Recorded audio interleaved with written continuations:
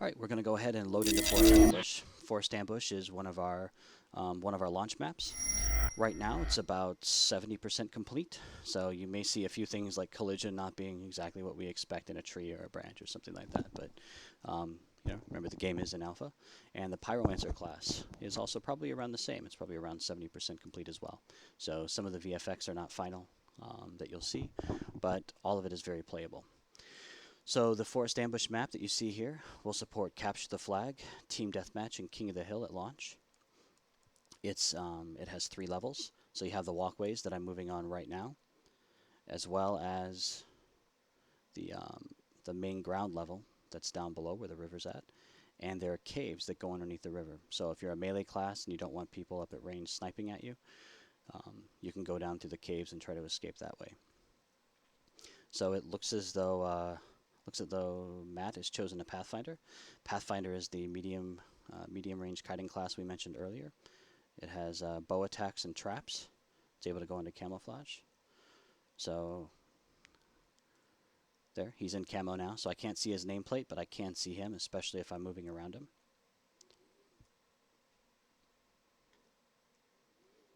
So I'm going to go ahead and set him on fire with Engulf. So he catches flame. You can see the damage number appearing over the top left, and he just hit me with a poisoned arrow. So you can see the actual head of the arrow sticking out through my chest. That hurts.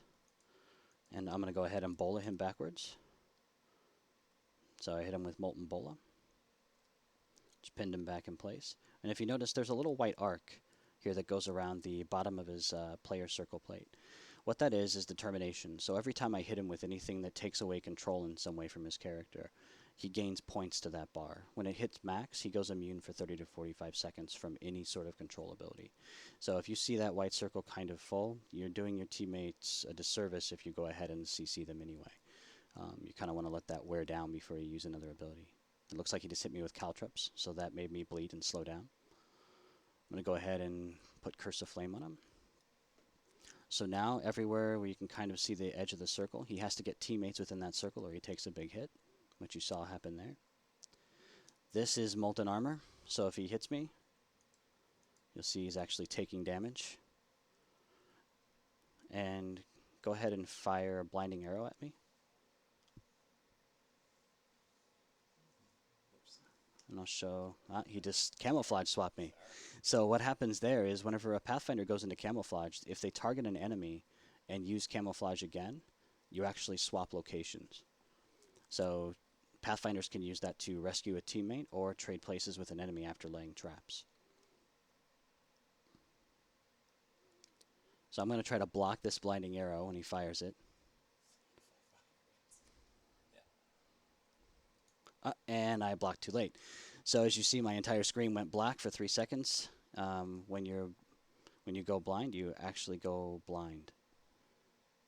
And we'll probably have to do some editing because it's about to switch maps to Capital Siege. Okay. I'm making notes too, just so I can tell them, like, hey, make sure to edit this out, make sure to cut around. So what we'll do is we'll jump in to the next one's Emails. No, next one. Let's load in the Emails, and then we can just come back in and say, now we're in another map. Emails thrown, and yep. Sorry about that. I couldn't remember. No, it's all right. I didn't expect and blinding. I'm like, I'm not going to use blinding today. And like, I have blinding arrow, and then swap. Like, that's actually cool, though. Yeah, I know. Yeah, it's actually cool. All right, server.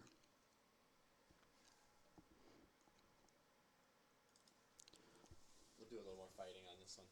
Do you want to switch classes here? Do you want to stay with the Pyromancer? What do you think?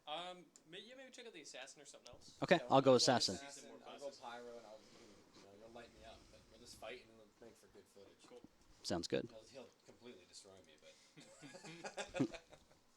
all right. at least I can rocket jump around and stuff, and you can talk about that flame burst jump. All right. So now we're going to actually look at another map, Yimmel's Throne, which is much more complete, probably somewhere in the 90% range. We're also going to look at the Assassin, which is also much more complete. Walk you through its abilities real quick. We have Strike, which is, again, the basic attack. It returns energy to the Assassin. We have Pantera's Kiss. That, like Curse of Flame, is an ability where you curse them, and 5 seconds later, they have to have hit you within that time period, or they take a nasty hit. Puncture makes them bleed and slows them down a little bit. Shadow Shift is fun. You target an enemy and you drag them into the Shadow Realm with you. Their teammates can't see them, they can't see their teammates, your teammates can't see you, and you can't see your teammates. So it becomes really just the two of you on the map alone for 5 seconds. Disorienting Strike, if they're not stun immune through determination, it stuns them. Whether they're immune or not, it causes them to miss their next attack.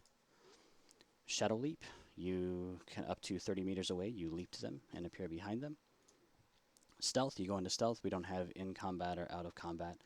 If it's off cooldown, you can try to go into stealth. It's not perfect damage and vulnerability, so it's easy to get knocked back out of stealth, but it's always available to you there.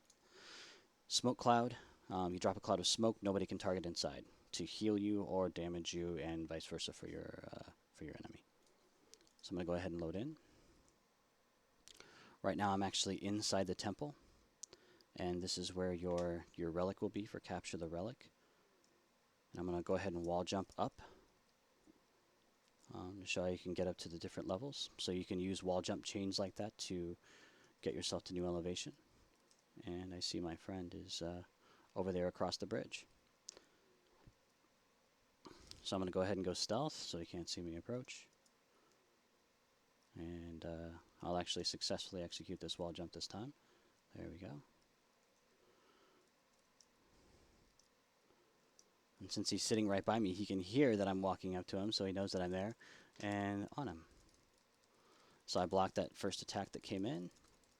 You can see over to the right of my crosshair.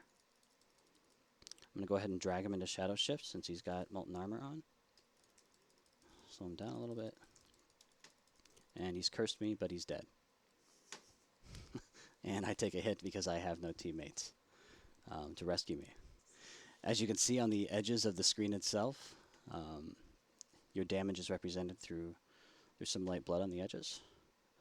Every 20% that increases in intensity, so that way you're able to never really have to look down to know what health you're at. At the same time, sometimes you'll see an arc appear in the center of my screen underneath the crosshair. That is your resource bar. So as you're using resources, you can keep track of it without ever having to look down at the action bar as well. And he's got Molten Armor. He's got Molten Armor on. Now he doesn't. So you can see over to the right, I have icons kind of sliding in. Those are cooldown trackers. So as your abilities go on cooldown, they slide in from the right to the left. So that way when you know when they're available again, without having to look down. But we left the action bar down there anyway in case it's something you're used to from any MMO games you might play. He doesn't have any determination. So see if I can... Oh, Wall of Flame. But he didn't quite make it to it. Make a note that it's not balanced for one-on-one. Yeah. So one thing I feel like I should point out after all that combat is that the game is definitely not balanced for one-on-one. Game sizes are usually... We recommend 8 versus 8 through 24 versus 24 depending on the map size. So normally in a team setting, he would not have to deal with me alone, and I would not be able to easily reset the fight as I did.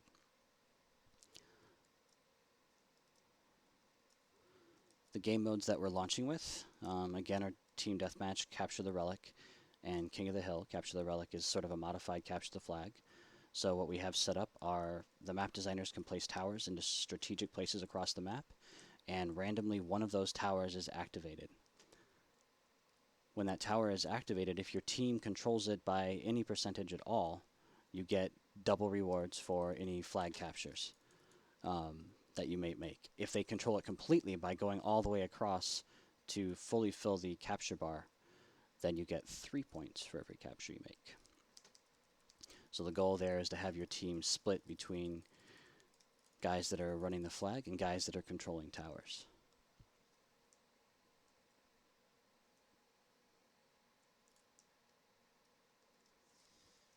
Anything else you want to see in particular? No, that should do it. That's a good amount of footage. Let's do Great. a wrap then. Do a wrap about, Forge is on PC. It'll be digital download. It's on your Kickstarter. Yeah, do you guys mind if I mention the Yeah, Kickstarter? go crazy. Okay, great. So great, you've had a chance to look at a couple of the classes and a couple of the maps from Forge. Forge is releasing on PC in 2012. We also currently have a Kickstarter campaign going. We're able to pre-order the game at a price that is less expensive than it will ever be again in the future. And at the same time, you end up getting some exclusive Kickstarter perks.